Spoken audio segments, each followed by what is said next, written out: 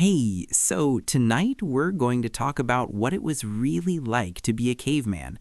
And I mean really like, not the cartoon version with clubs and grunting, but the actual day-to-day life of people who lived 25,000 years ago. Oh, and if you're enjoying these stories, I'd really appreciate a like or subscribe. Super curious where you're all listening from, so drop a comment with your location and what time it is there. Always blows my mind how people are falling asleep to this all over the world.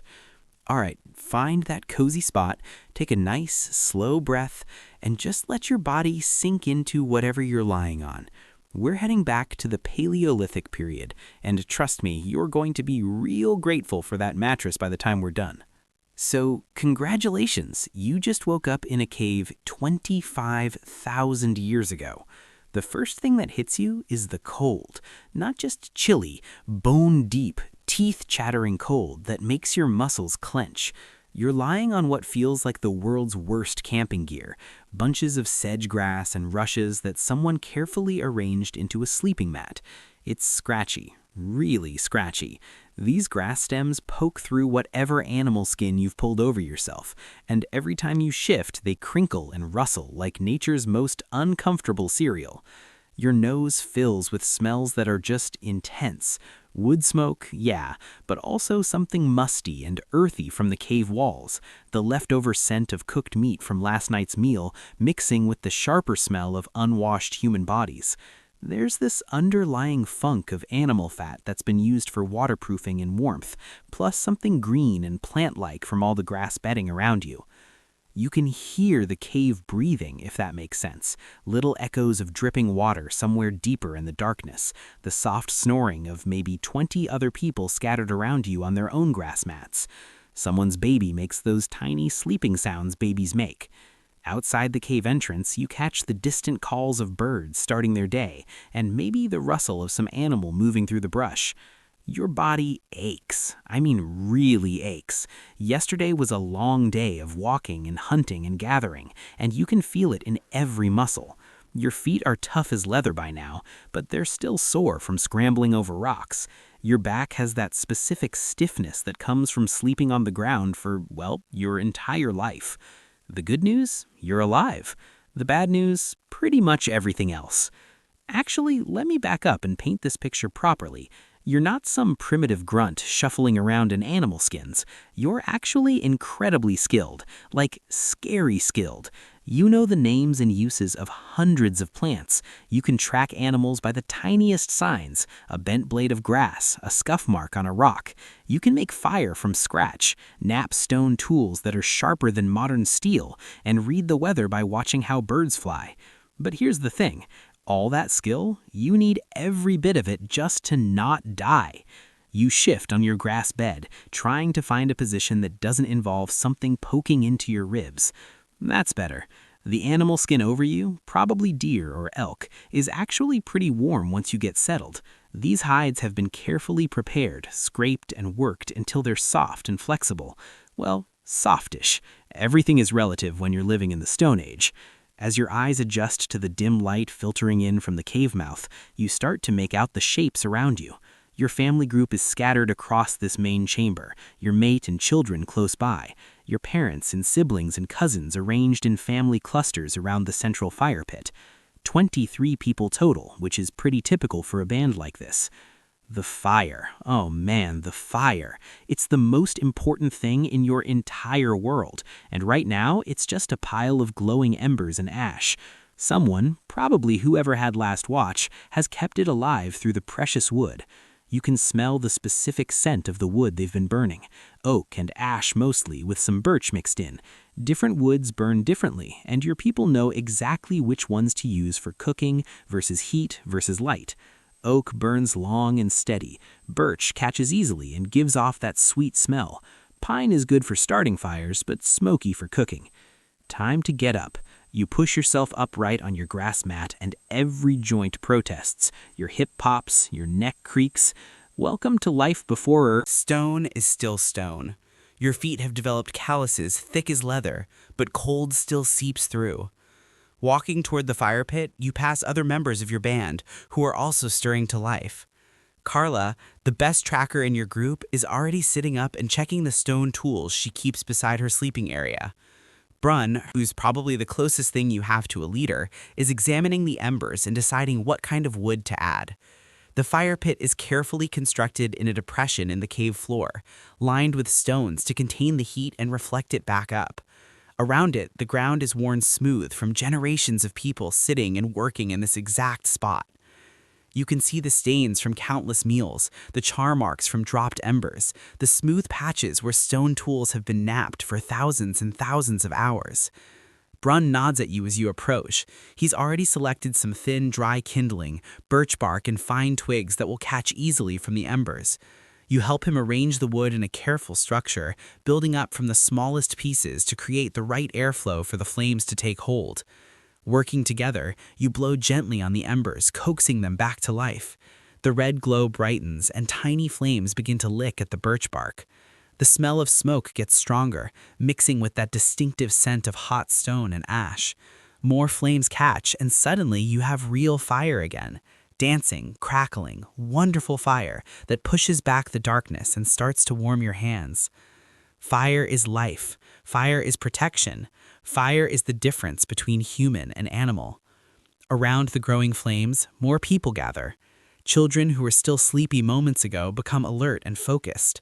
Fire means warmth, but it also means food, and everyone's stomach is reminding them that they haven't eaten since yesterday evening. The good news about being a hunter-gatherer is that you don't have to worry about a mortgage or taxes or your boss being unhappy with your quarterly performance review. The pasture cave, clear, cold water carried in containers made from animal bladders and carved wood. Someone else starts preparing some of yesterday's leftover meat for a quick morning meal. The meat gets spitted on sharpened sticks and held over the flames until it's heated through. Not really cooked, this is more like reheating leftovers, but warm food on a cold morning is a small miracle. The smell of heating meat mixes with the wood smoke, and your stomach makes that empty, anticipatory rumble. While you're eating your small portion of warmed meat and some nuts from yesterday's gathering, the day's planning begins. This isn't like a modern business meeting with agendas and PowerPoint presentations. It's more like a casual conversation around the fire, but the stakes are life and death. The hunting party, maybe 6 or 7 people, will head east today, following the deer trail that was spotted yesterday. Deer are creatures of habit, and if you know their patterns, you can intercept them at water sources or feeding areas. But hunting big game with stone-tipped spears and wooden clubs is dangerous, difficult work. Most hunting expeditions come back empty-handed. The gathering party will spread out through the forest looking for anything edible: nuts, berries, roots, tubers, mushrooms, bird eggs, insects, medicinal plants.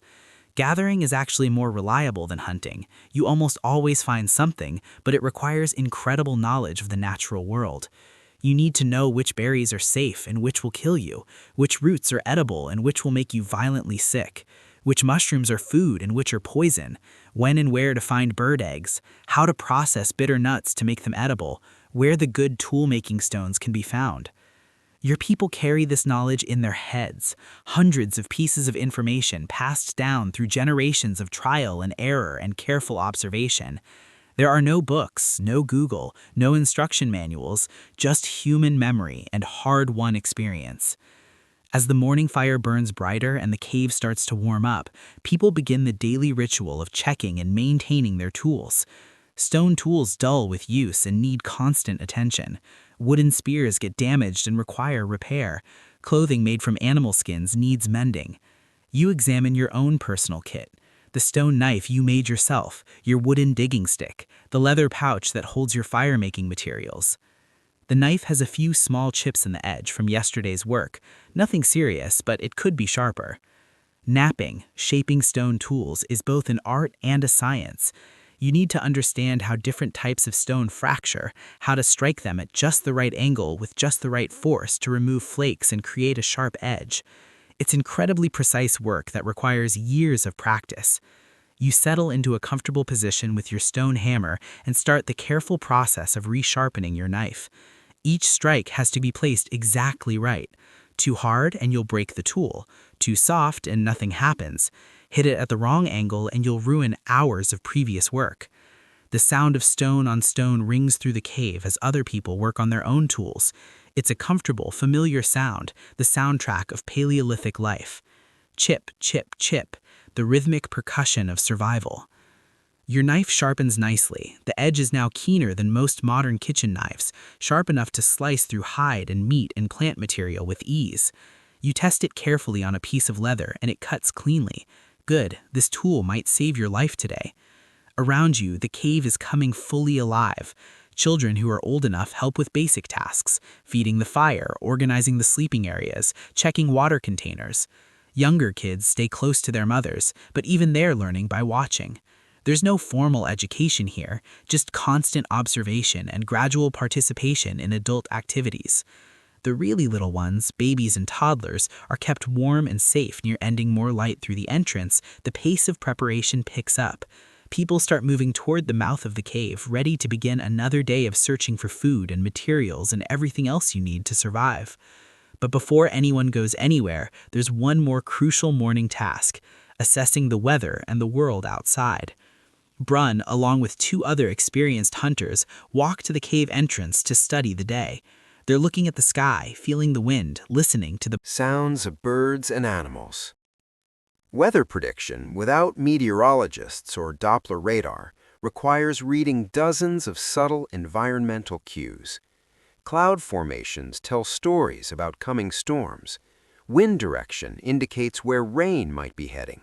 The behavior of birds and animals gives clues about atmospheric pressure changes. The color of the dawn sky, the feel of the air, the smell carried on the breeze, all of it matters when your life depends on being outside in whatever nature decides to throw at you. Today looks promising. The sky is clear, the wind is calm, and you can hear the normal chatter of birds in the forest. No signs of incoming bad weather. Good hunting and gathering conditions. Time to go face the world. You gather your tools and equipment: stone knife, wooden digging stick, leather carrying pouch, a piece of fire-starting material wrapped in bark. Everything you own fits in your hands or hangs from a simple belt made of twisted plant fibers. The gathering party assembles near the cave entrance. 8 people today, including yourself, all equipped with the tools needed for finding and collecting food. You're wearing your usual outfit: leather leggings and a tunic made from carefully prepared deer hide, soft leather boots stuffed with grass for insulation, and a heavier skin cloak that can be wrapped around you if the weather turns cold. Your clothes fit well and move with your body. These aren't random animal skins thrown over your shoulders. They're carefully tailored garments sewn with techniques passed down through countless generations. Standing at the cave entrance, looking out at the forest that stretches endlessly in all directions, you feel the familiar mix of anticipation and anxiety that starts every day. Out there is everything you need to survive: food, materials, resources. But out there is also everything that can kill you: large predators, venomous snakes, poisonous plants, fast-moving rivers, cliff edges, sudden storms, rival groups of humans who might not be friendly. You step out of the cave. Real sunlight, not filtered through windows or reflected off buildings, direct solar radiation that will warm your skin and provide the light you need to work by. No electricity, no artificial lighting, just the sun and moon and stars and fire. Your feet find the familiar path that leads down from your cave toward the forest floor.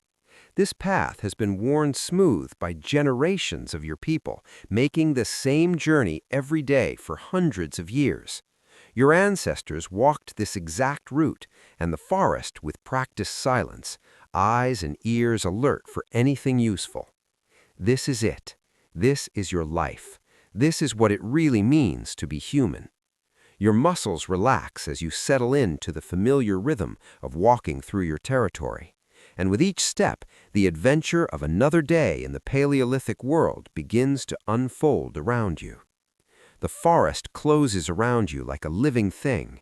Every step takes you deeper into a world that's both beautiful and terrifying, where every shadow could hide food or danger, and sometimes both at the same time. You're moving through what will someday be called an old-growth forest, But right now, it's just the world. Trees that have been growing for centuries stretch up into a canopy so thick that the morning light filters down in shifting beams and patches.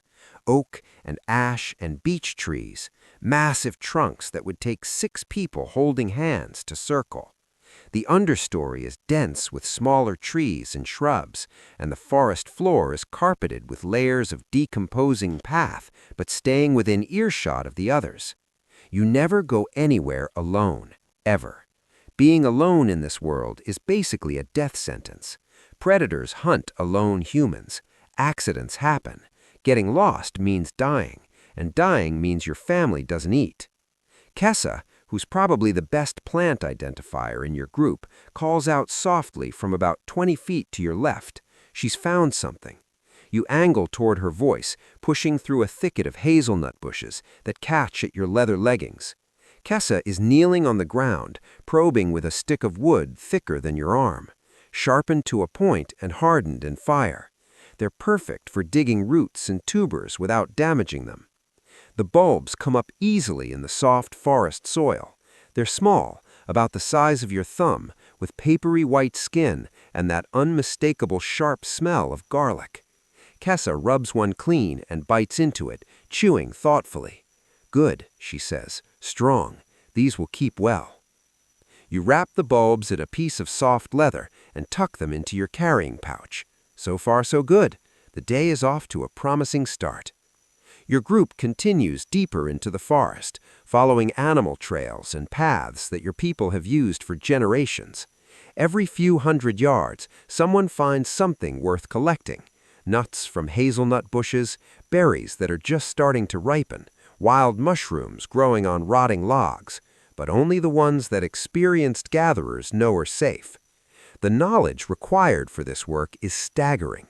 You need to know hundreds of different plants, their seasons, their habitats, how to process them, how to store them. Some plants are only edible at certain times of year. Some require complex preparation to remove toxins. Some look almost identical to poisonous varieties, but have subtle differences that can mean the difference between a good meal and a horrible death. Take mushrooms. There are dozens of edible varieties in your forest, but also several that will kill you in very unpleasant ways. The difference between food and poison might be the color of the spores, or the way the stem breaks, or the smell when the mushroom is crushed. Get it wrong, and you're dead. Get it right, and you have a delicious, nutritious meal. Your people have been learning these distinctions for thousands of years, passing the knowledge down through careful teaching and observation. No one forages alone until they've spent years learning from experts. Even now, experienced as you are, you still check with others when you find something unusual. The sun climbs higher as your group works its way through the forest, and you can feel the sun warming your skin through the gaps in the forest canopy. It's late morning when Toma stops suddenly and holds up his hand.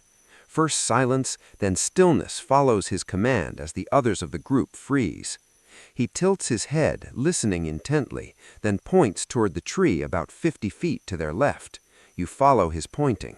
The tree is an old oak, a massive thing with bark wrinkled like the deepest ocean, and its branches spread like arms reaching toward the sky. But high up in the trunk, there's a natural opening where a colony of wild bees has made their home. You can see them coming and going, and that sweet smell of honey is faint but unmistakable on the breeze. Honey is like winning the lottery. It's concentrated energy, pure sugars that your body craves and burns efficiently. It keeps well without spoiling. It has medicinal properties, and it tastes incredible, especially when your normal diet consists of meat, nuts, and whatever vegetables you can find. But getting it is dangerous work. The plan develops quickly. Toma is the best climber in your group, and he volunteers to go up. You'll build a fire at the base of the tree and create smoke to calm the bees. Someone else will prepare containers to hold the honeycomb. Everyone else will be ready to run if things go badly. Wild bees are not docile. They will defend their hive aggressively, and bee stings can be seriously dangerous if you get enough of them. People have died trying to collect honey, but the reward is worth the risk. You gather dry wood that bees are less likely to attack. Toma strips off most of his clothing, fewer places for angry bees to get caught, and starts climbing.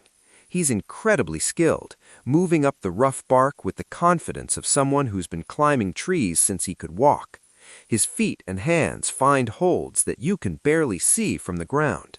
Watching him climb, you're reminded of just how physically capable your people are. No gyms, no structured exercise programs, but everyone is lean and strong and flexible from a lifetime of this kind of activity. Toma moves like a modern rock climber, but he learned these skills as a child because his life depends on them. The smoke continues to roll up the tree, and the buzzing stays relatively quiet. Good sign. Toma reaches the level of the hive and carefully begins working his hand into the opening. He's feeling for honeycomb that can be removed without destroying the entire colony. Your people know not to take everything. Leave enough honey and bees, and they'll rebuild for next time. A few bees spiral around him, but they seem more confused than aggressive. The smoke is doing its job. Toma's arm disappears into the tree trunk up to his elbow, and his face shows concentration as he feels around inside the hive. Then his expression changes to satisfaction. He's found good comb. Slowly, carefully, he extracts his arm from the tree. In his hand is a chunk of honeycomb about the size of your fist, golden and dripping with thick amber honey. Even from the ground you can smell the sweetness. He tosses the comb down to waiting hands, then reaches back into the hive for more. 3 trips, 3 chunks of comb, and then he judges it's time to stop. Take too much, and you'll kill the colony. Take just enough, and they'll recover and provide honey again in the future. Toma scrambles down the tree with the same skill he showed going up, dropping that comes from natural sugars hitting your bloodstream. You close your eyes for a moment, savoring the taste. Honey like this was the sweetest thing available to humans for tens of thousands of years. No chocolate, no candy, no desserts, just this. And it's perfect. The honeycomb gets carefully wrapped and packed away in leather containers. This is a treasure that will be shared with the entire band back at the cave. Children will get small pieces as treats. Adults will use it to make other foods more palatable. Some will be saved for winter, when every calorie counts. Your gathering party continues through the forest, energized by the successful honey collection. The sun is getting higher now, and the forest is fully alive with activity. Birds calling from every direction, small animals rustling through the undergrowth, the constant subtle movement of a healthy ecosystem. You find yourself settling into the meditation of long-distance walking through familiar territory. Your feet know this ground. Your eyes automatically scan for useful plants, signs of game, anything out of place that might indicate danger. Your breathing falls into a steady rhythm that matches your pace. This is one of the most peaceful times in Paleolithic life, moving through the forest with your community, working together, using skills that connect you directly to the natural world. No schedules, no deadlines, no artificial stress, just the ancient rhythm of human life in harmony with the environment. Well, mostly harmony. There are still plenty of ways to die out here. Around midday, your group stops beside a small stream to rest and eat. The water is clear and cold, running over smooth stones worn by countless years of current. You cup it in your hands and drink deeply, tasting the mineral purity of water that has never been processed or treated or run through pipes. Lunch is a selection of what you've gathered so far: nuts, berries, some leftover meat from yesterday, and tiny tastes of that precious honey. You sit on a fallen log beside the stream, listening to the water and eating slowly, methodically. The food is challenging by modern standards. The meat is tough and requires serious chewing. The nuts are small and sometimes bitter. The berries are tart and seedy. Nothing is salted or seasoned or prepared in ways that enhance flavor, but your body knows this food, recognizes it, processes it efficiently. And there's something deeply satisfying about eating food you gathered yourself with your own hands, using knowledge passed down through generations of your ancestors. This meal represents hours of skilled work and deep understanding of the natural world. Every bite was earned.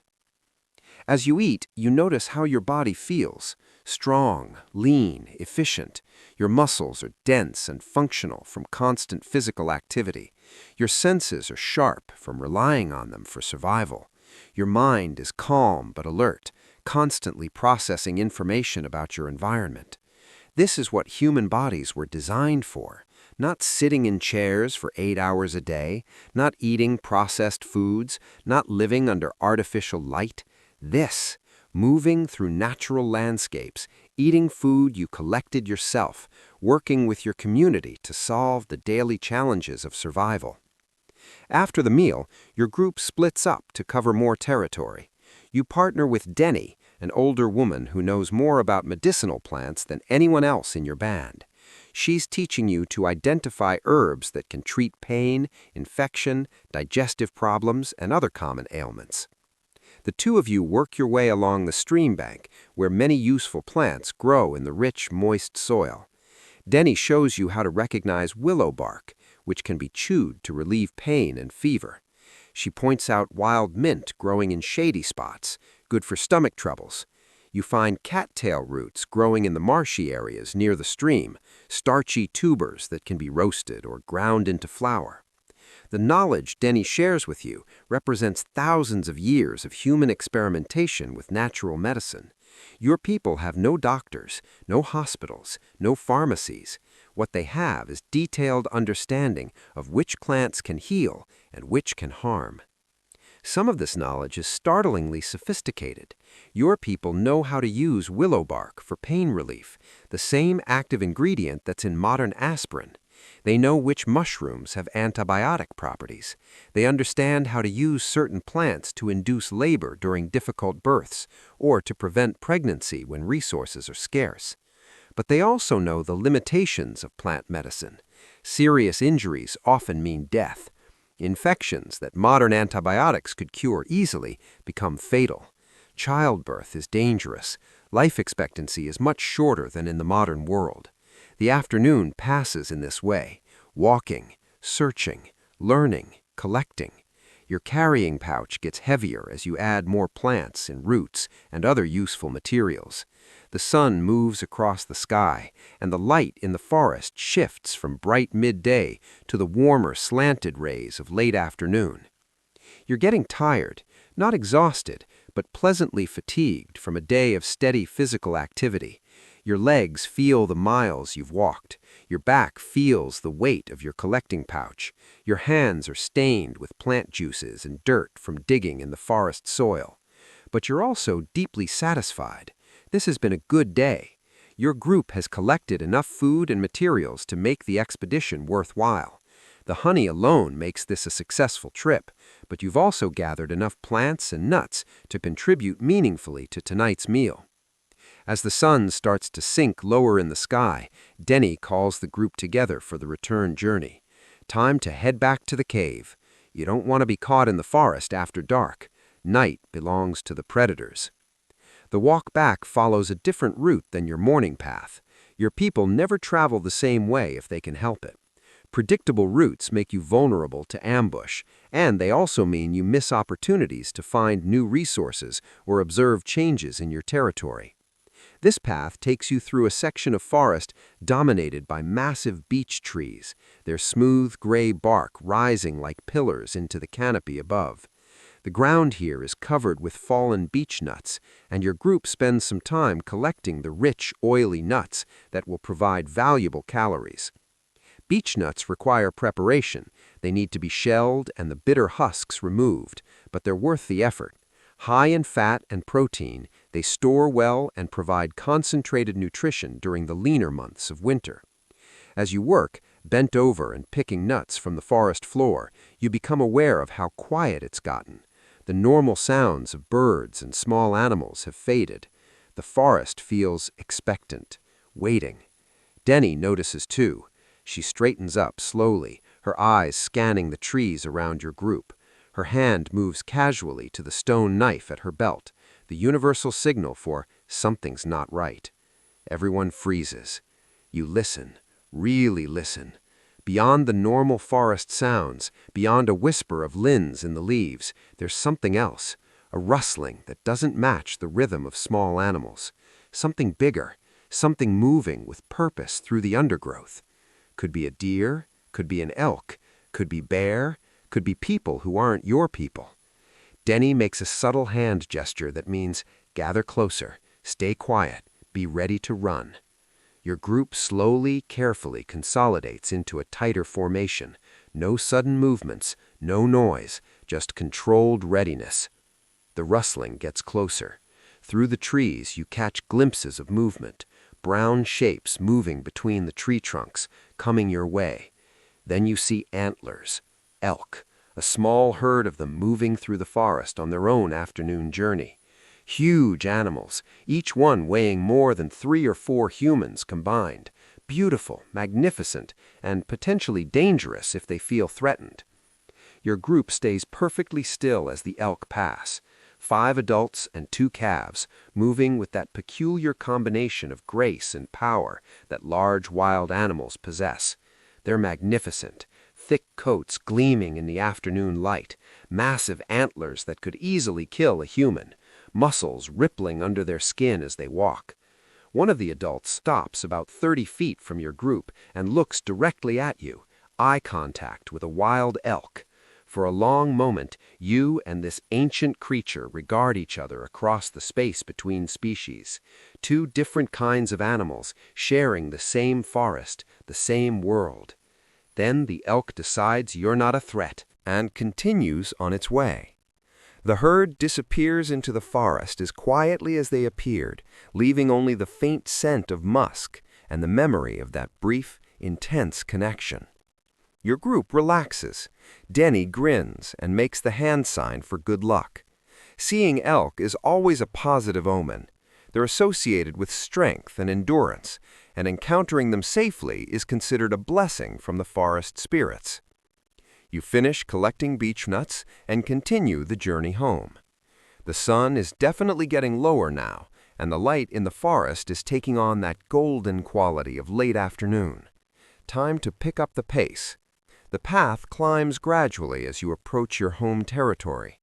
The cave is situated on higher ground for good reason. Better visibility, easier to defend, and less likely to flood during heavy rains. Your legs feel the incline as you climb, but it's a familiar burn. You've made this walk thousands of times. As you crest the final hill before home, you can smell wood smoke on the air and hear your people moving around the fire pit.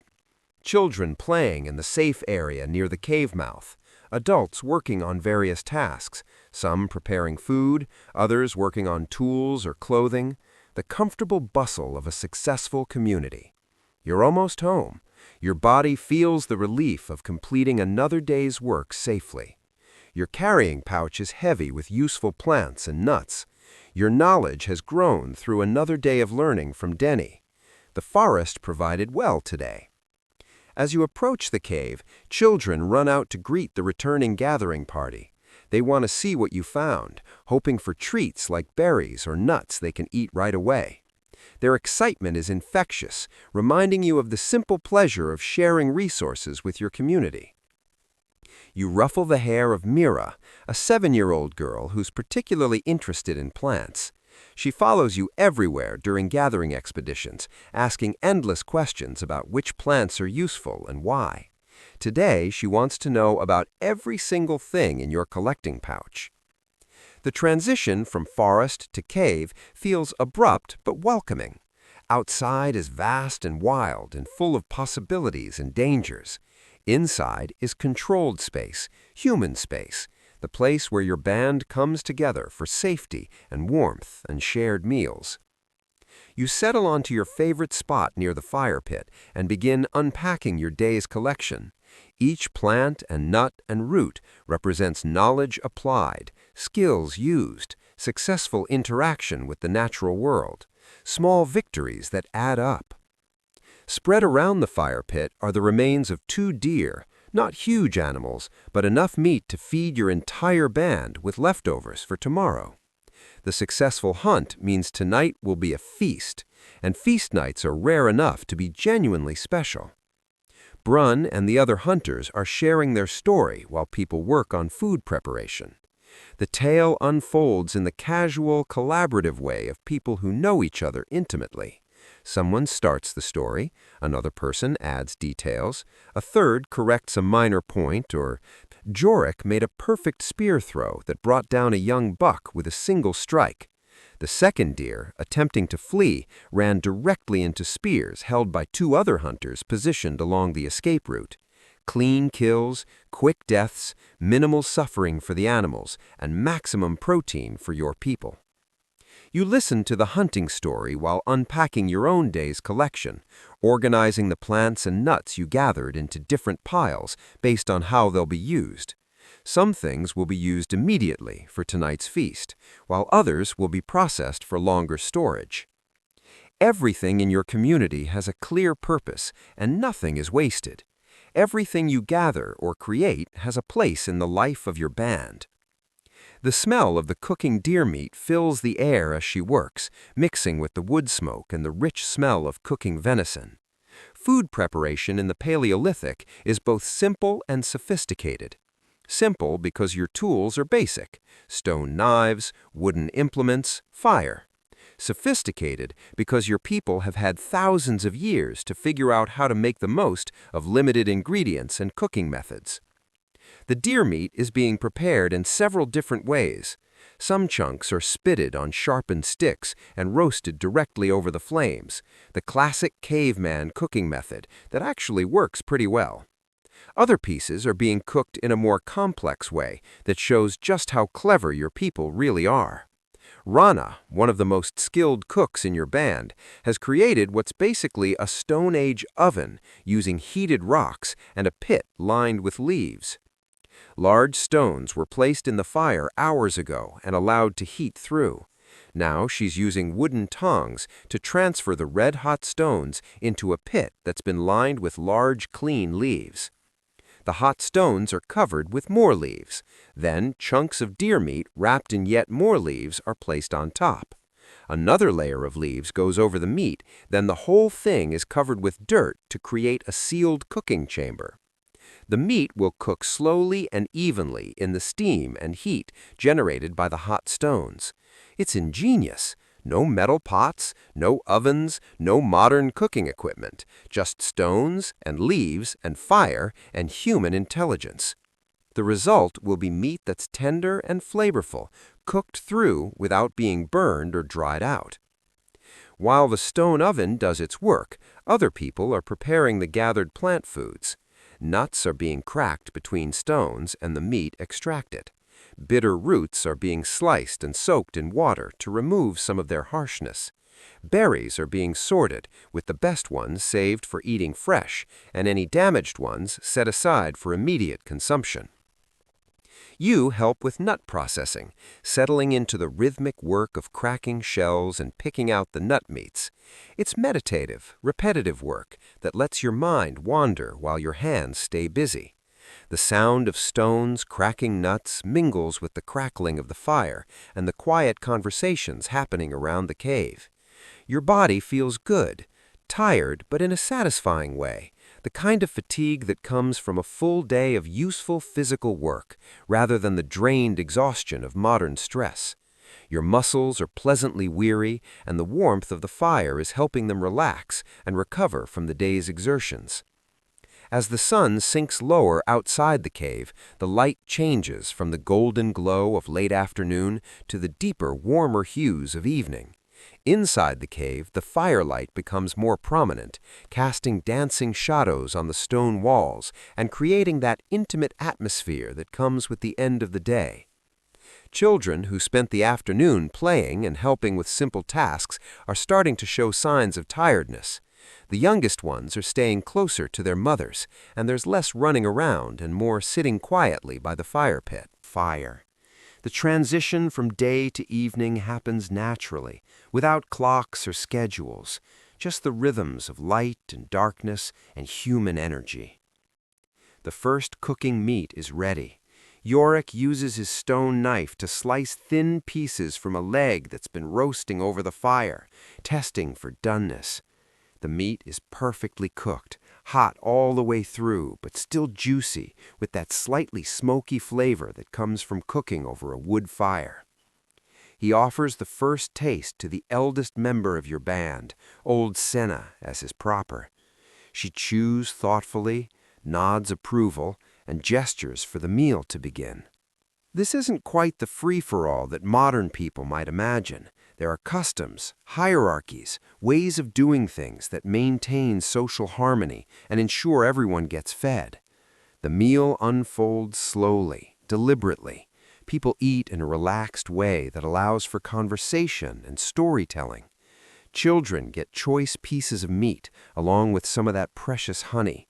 Adults share everything equally, with special consideration for pregnant or nursing mothers who need extra nutrition. You receive your portion of venison, a generous piece that's been flavored with wild garlic and cooked to perfection. The meat is rich and satisfying in a way that modern farm-raised meat rarely matches. Wild game has a different texture, a more complex flavor, a density of nutrition that comes from animals that lived active lives in natural environments. The fat is particularly valuable.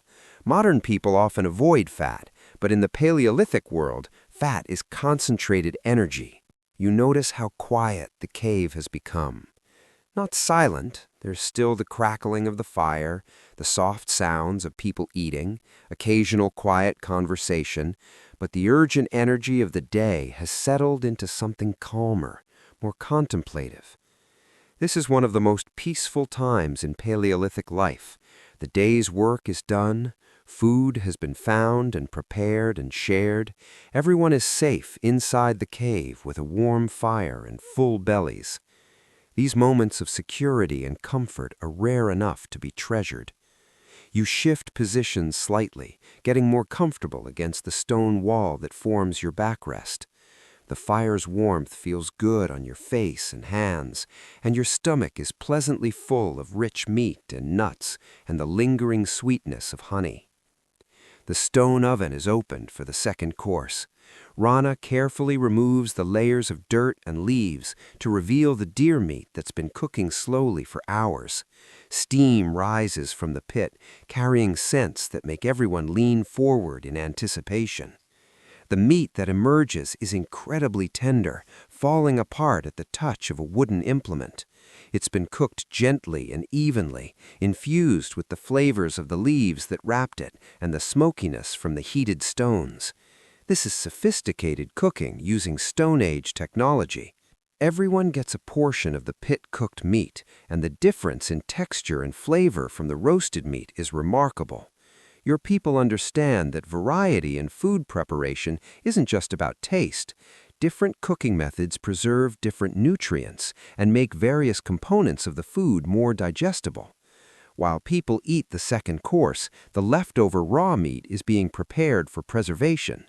Some will be cut into thin strips and hung near the fire to dry into jerky. Other pieces will be rendered for their fat, which can be used for waterproofing, medicine, and preserving other foods. Nothing is wasted. The bones will be cracked tomorrow to extract the nutritious marrow. The hide is already being prepared for processing. Senna begins telling a story. Your mind fades in and out, but you hear the main points. It's about the great winter when she was young, when the snow was so deep that hunting became impossible for weeks, and the band survived by eating cached supplies and gathered materials that had been stored in hidden locations. The story serves multiple purposes. It's entertainment, obviously, but it's also education. Senna is teaching the younger members of the band about resource management, about preparing for hard times, about the importance of planning ahead. The story contains practical knowledge about identifying storage locations, preserving food, and managing resources during times of scarcity. It's now full evening, and the fire creates a cocoon of warmth and safety in the vast darkness outside the cave. Children are getting sleepy. The youngest ones have already been put to bed on their grass mats, covered with soft furs and positioned close enough to the fire for warmth, but far enough away to be safe. Their mothers hum quiet songs while nursing or simply holding them close. The older children are allowed to stay up longer, but they're showing signs of tiredness. They sit quietly by the fire, listening to adult conversations, occasionally nodding off against a parent's shoulder before being gently roused and encouraged to stay awake a little longer. You feel your own energy settling into evening mode. The urgency and alertness required for daytime survival in the wilderness is giving way to something calmer, more contemplative. Your breathing slows naturally as your body recognizes the transition from active day to restful evening. Someone starts working on tomorrow's tools. Stone napping by firelight isn't ideal, but it's necessary. Tools need to be replenished, damaged items repaired. The need for sharp edges is constant. Every inch of clothing represents hundreds of hours of labor, and maintaining it properly is essential. The social dynamics of evening time are different from the focused urgency of daytime activities. People sit closer together, conversations are quieter, more intimate, physical contact increases, children leaning against parents, adults sitting shoulder to shoulder, casual touching that reinforces social bonds. You notice how the fire affects everyone's behavior. People orient themselves towards it, not just for warmth, but as a social focus. The fire is the center of community life, the gathering point that brings the band together at the end of each day. It's been this way for hundreds of thousands of years. As the evening deepens, some people begin preparing for sleep. The sleeping areas are arranged around the fire pit in a rough circle, with families grouped together, and the most vulnerable members, young children and elderly people, positioned closest to the warmth and light. Your own sleeping area is ready from this morning's brief tidying. The grass mat has been shaken out and rearranged. Your sleeping furs have been aired and positioned for maximum warmth. Everything is prepared for another night's rest on the stone floor of the cave. But sleep is still some time away. Evening activities continue at a relaxed pace as people finish their tasks and gradually wind down from the day. Some individuals work on personal projects, carving wooden tools, preparing plant materials for future use, organizing